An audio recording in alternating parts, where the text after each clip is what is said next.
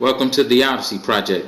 Today is our continuation in the book of James. Last week we looked at James chapter 2 verses 14 through 17 when we observed that.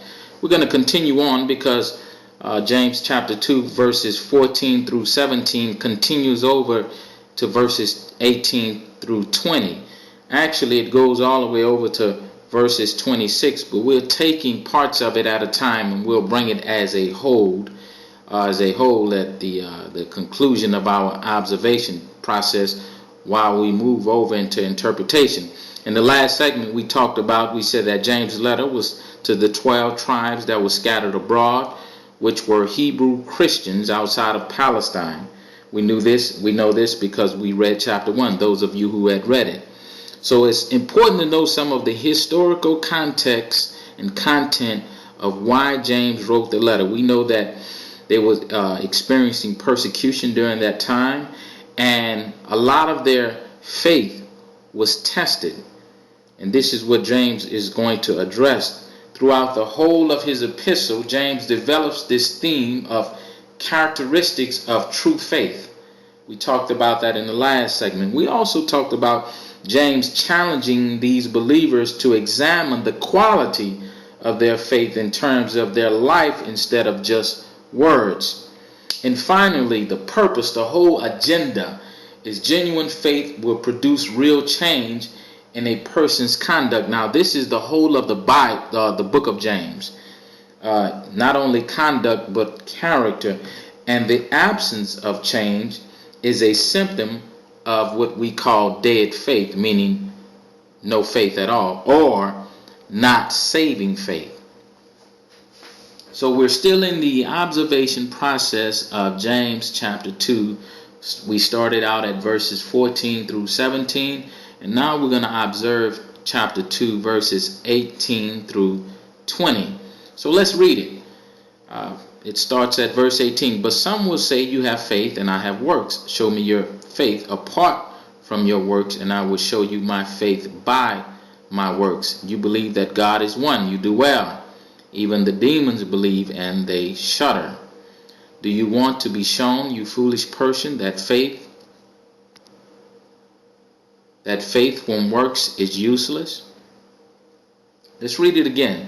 And some of you all should know that James imposes a lot of questions. They are kind of rhetorical questions. He imposes a question, but he also has the answer to the questions that he asks. So let's read it again. But someone will say, you have faith and I have works.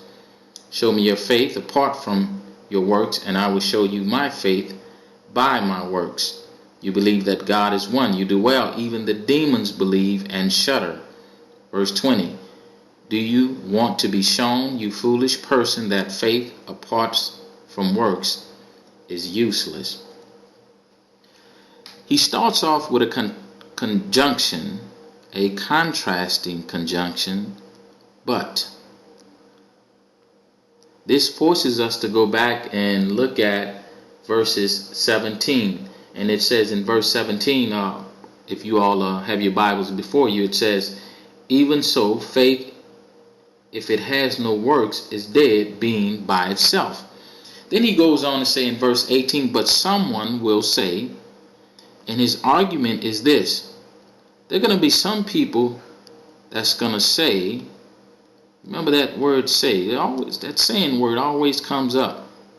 It's going to be someone that says, you have faith and I have works. But someone will say, you have faith,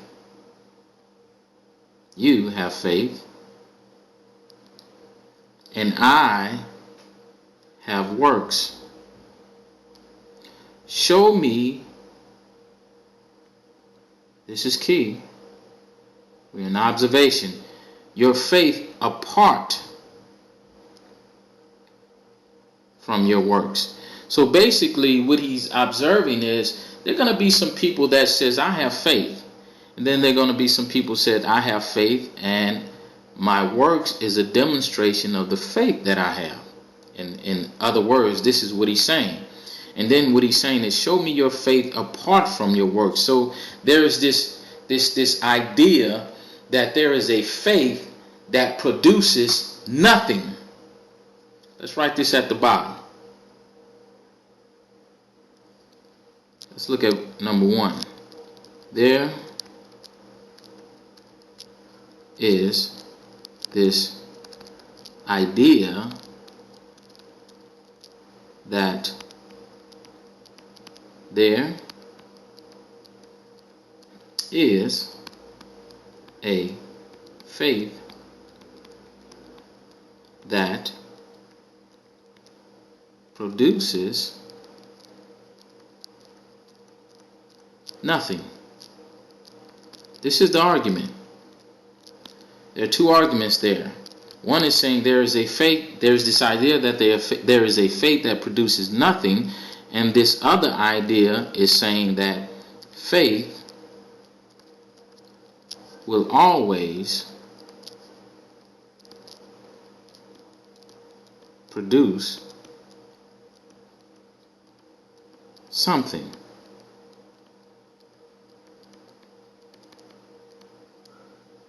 Let's look at it. Observation. But someone will say, you have faith and I have works. There's this contrast. But someone, but contrast, contrast, but someone, there's dialogue, will say, you have faith and I have works. There's a contrast between just having faith and having works. Show me your faith apart from your works, meaning show me a faith that you have that does not demonstrate works, and I will show you my faith by my works. Now, it's interesting that we see this, because I will show you, observation, I will show you my faith, this is key, by my works. So what are we seeing? What are we seeing here? Let's look for some repeated words. We see faith comes up quite a few times. Faith is twice, right? We see faith. Remember we talked about in observation. What do we see? Let's look for repeated words. Say, we see say. I have works. We see works a few times. So these are some things that are coming up.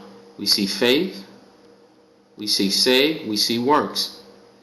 And the idea is saying that some said that they have faith, and some says that they have works and faith. Now he goes on to say in this observation, you believe that God is one. Now he's about to tie in a type of faith that does not produce works. Let me write this down here. James is going to show or reveal a type of faith that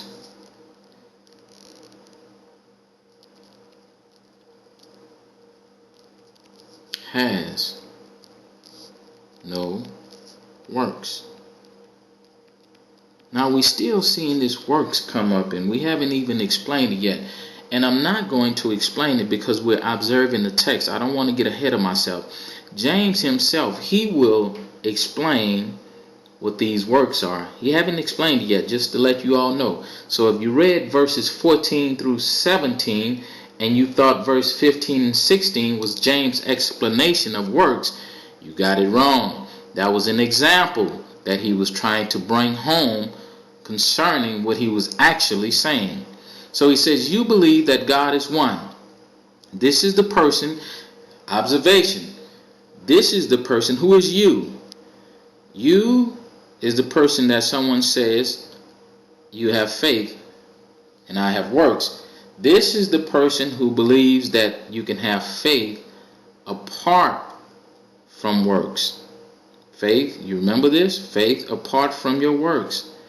This is someone who believes that you can have faith and your faith that you have does not produce any works. That's what it means by faith apart from your works. Because he contrasts, well, he says this, he says, and I will show you my faith by my works. So by him saying by my works, let us know that he's talking about a faith that produces something. He's not talking about faith plus something. He's talking about faith that produces something. Because we know that genuine faith is faith alone in Christ. But the faith that we have produces something. So there's a big difference between faith plus and faith that produces. So James is trying to, James is actually arguing a point that faith always produces something. Some people said that they have faith, but their faith is producing nothing. This is observation. This is what we see. But someone will say, I have faith and you have faith rather, and I have works. There's a contrast there. One has faith, other one has works. Show me your faith apart from your works, and I will show you my faith by my works. Like I said before, I know I'm being repetitive on this, but I'm trying to get you to understand it. There's one person, observation, a real good observation. I say this all the time. A real good observation leaves little room for a lot of interpretation. If I observe the text real good, when it comes to interpreting the text, I don't have to work as hard. So what we're seeing is there is someone who says that you can have faith apart from works. And there's another one says that if you say you have faith, your faith should produce works. All right? We on the same page? So he goes on to say this. Now he's going to explain something, and I wrote something to help validate what he's going to explain. He says, you believe that God is one. Now this is key because he says you believe that God is one. You do well. Now, what he's saying is there is a faith that actually believes in God. And he goes on to say you do well. We're in observation. There is actually a faith that says that you believe in God. You believe that God is one. You do well. That term, that idea is saying there is only one God. You believe that God is one. You do well. And then he goes on to say, now we're in observation, so let's just write down here. There is a faith that believes in God. Now I know some of you all say, well, a lot of faiths believe in God, but it's a difference between believing in God and believing in Jesus. You're right. Because Jesus is God. But he's going to clarify. And I'm going to clarify what he's saying. Because you got to remember, during Jesus' ministry, James was there with him. So he got a chance to see a lot of things. So let's keep going. There is a faith that believes in God. That's what we're observing. That's what James says, right? He says, you believe that God is one. So what he's saying, there is a faith that believes in God. You do well. But look at what he says. Even the demons believe. So let's write this down. Observation. Let's look at number 5. James says that there is a belief that demons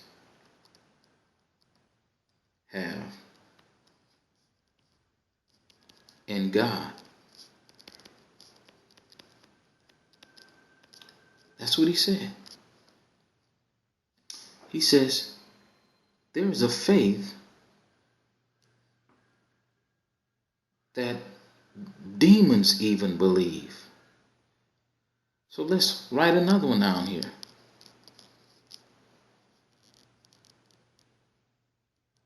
There is, well, before I write that, let's look at it. Let's look at this. Let's see what the demons believe. How about that? Because we can just observe this text and say, man, James just said that the demons believe.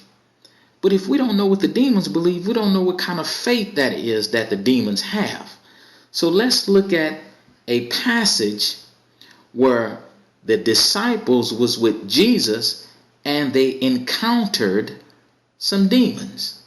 And let's see what the demons believe. How about that? Let's go to Matthew chapter 8, verses 28 through 32. Look at what it says. And when they came to the other side, to the country of the Gadarenes, 2 demon-possessed men met him coming out of the tombs, so fierce that no one could pass that way.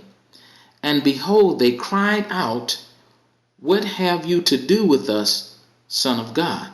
Now let's look at this right quick. Let's take a quick look at what we see. What do the demons believe? Number one, they believe that Jesus is the Son of God because they addressed him as such, right? Let's write this down here. They believed. So if they believe, let me just say this. If they believe that Jesus is the Son of God, they also believe that Jesus is God. All right. They believe that Jesus,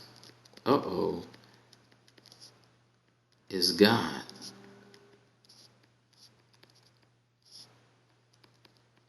That's the one thing we see that the demons believe. So James is saying there is a faith that the demons have also. And their faith is that they believe that Jesus is God.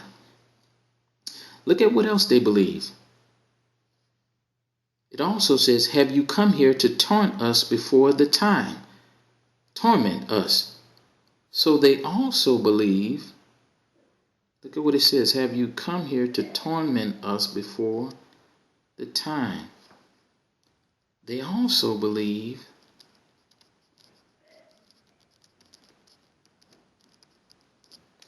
that he will judge. So not only do they believe that Jesus is God, they believe that he is the judge. But that ain't all they believe. Look at it. Look at what he says. "Now a herd of many pigs was feeding at some distance from them, and the demons begged him, saying, 'If you cast us out, send us away into the herds of pigs.'" What else they believe? They believe that he has authority over them.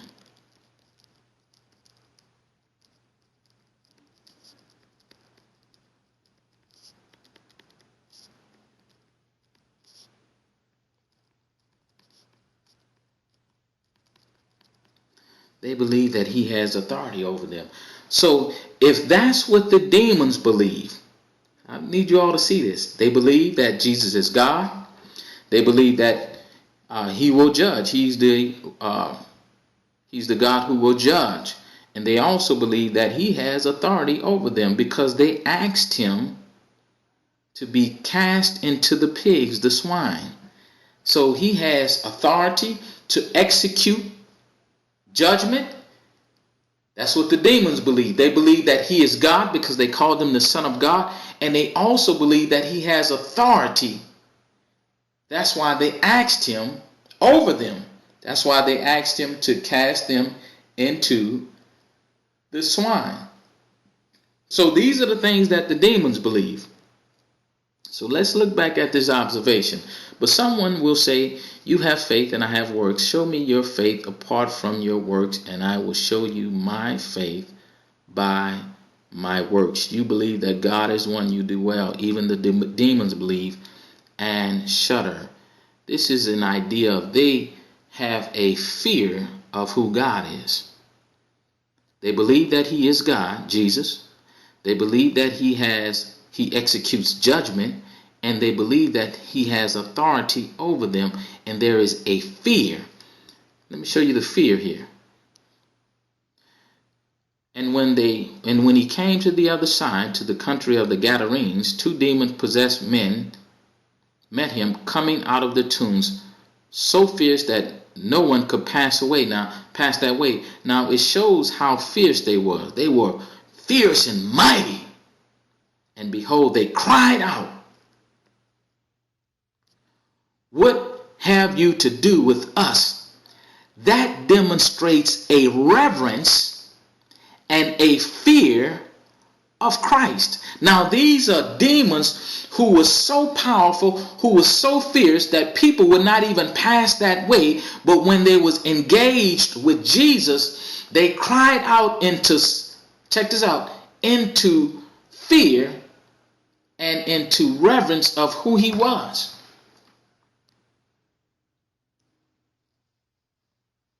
And they shudder. There's a fear of Christ. And look at what he says. Do you want to be shown, you foolish person, that faith apart from works? You go to that works. And he said apart. Faith apart from works is useless. This is the argument. The argument is this. Observation. Number 6. Observation. We're going to impose this question. Is faith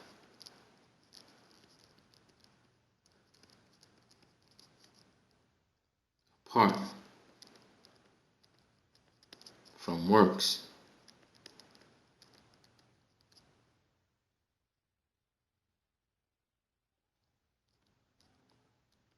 useful? Meaning, is it valid? We're talking about saving faith. Remember, that was the topic of the last discussion in the last segment. We're talking about saving faith. And what he's saying is, if you have faith apart from works, is that actually saving faith?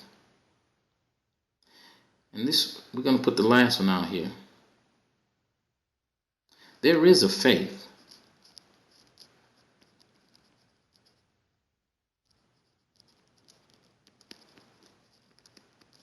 that people have.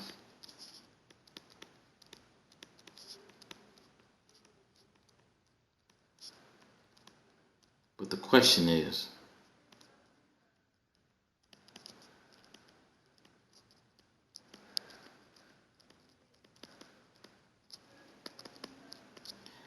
is it saving faith?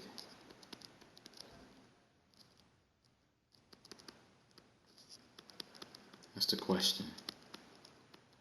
There's a lot of questions here because James asks a lot of questions. This is the Odyssey Project. We're in the observation of James chapter 2, verses 18 through 20. The observation.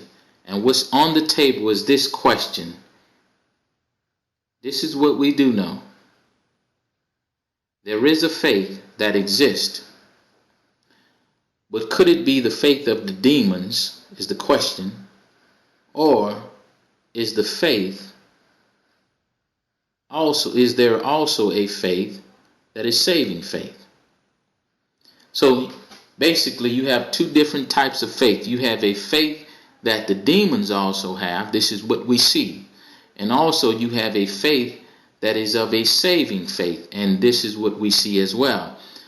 This faith that James is arguing that the demons have is a faith that produces nothing.